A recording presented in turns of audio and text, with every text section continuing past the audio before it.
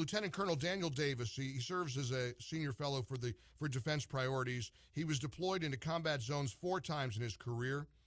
He served under former National Security Advisor H.R. McMaster. He was a real hero. We throw that word around loosely, but Colonel Davis was awarded the Bronze Star Medal for Valor, and he joins us on our guest line right now here on the Mike Gallagher Show. Colonel Daniel Davis, it's an honor to have you on the Mike Gallagher Show. Happy New Year, sir. Hey, thanks. It's an honor to be here. Thank you, sir. I want to quote a writer from the Free Beacon, Matthew Continetti, who writes, "This will test President Trump's Iran strategy. It is now Trump, not Ayatollah Khomeini, who has ascended a rung on the ladder of escalation by killing the military architect of Iran's Shiite empire. For years, Iran has set the rules.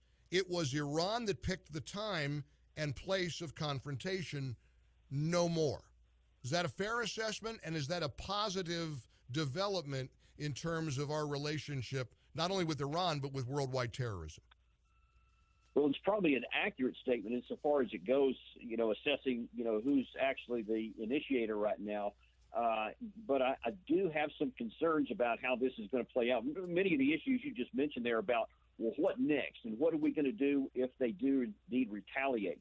But, just on the first point, as you talked about at the top of the show, I just got an email just a few minutes ago from a friend of mine who was a commander of troops in Baghdad in 2005, I believe it was.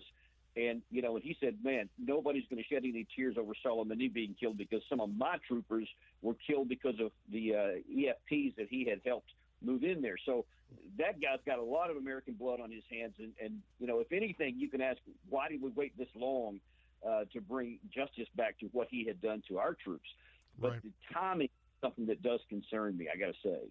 Well, so if the timing is a challenge, and listen, this is complicated, and I'm a civilian. I've got no easy answers to this any more than anybody does. When's the right timing? How do you better the timing of this? We saw this attack on our embassy. We saw them trying to breach the embassy. Again, American lives were in harm's way. Thank God there wasn't another Benghazi in Baghdad. What's the right timing, Colonel?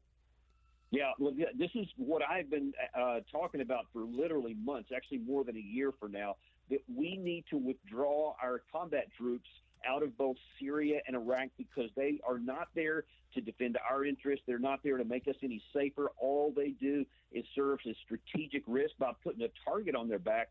So things like this could happen. What happened on the 27th when an American was killed and several others wounded is exactly what I was concerned about, is that now that they had died, and they're not even serving our interests in there, but then, of course, if Americans are killed, we have the right of self-defense, and there's no way we're going to let that go unchallenged, and so we did respond.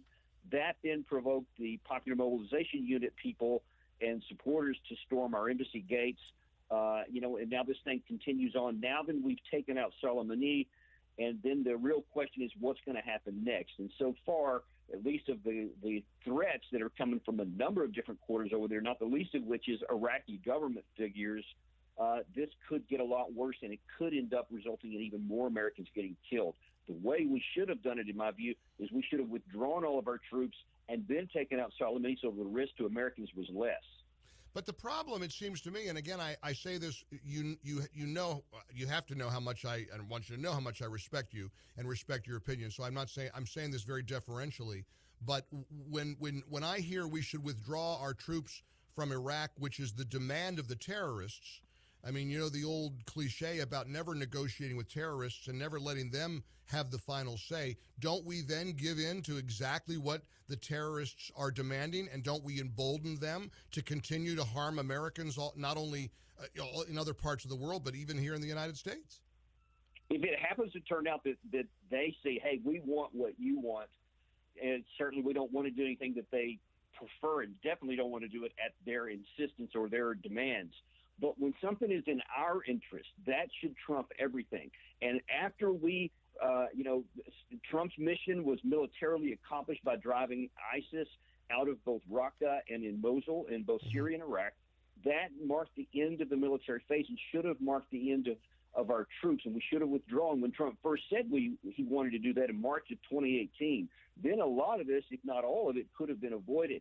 But here's the thing: just because some terrorists may be saying that we need to withdraw and that's what they want us to do, that's not a reason for us to stay if it's not in our interest to do so. Let's do it on our terms, on our timetable, and what's going to help us. And they can say whatever they want to say, but no more Americans should die for a cause it's not even in our interest. Yeah, and again, I understand that argument, but isn't it way more than just some terrorists saying that? That's the worldview of the Quds, of the entire Islamic revolutionary force. I mean, all of these people who loathe America, who loathe Israel, who are pledged to the destruction of the Western world, it seems. I mean, that seems to be a very difficult, a bitter pill to swallow, to retreat and then to attack. That just seems counterintuitive, Colonel. Well, but it's not a retreat in the least. It's us doing what makes sense for our interest and our security and our blood and our treasure.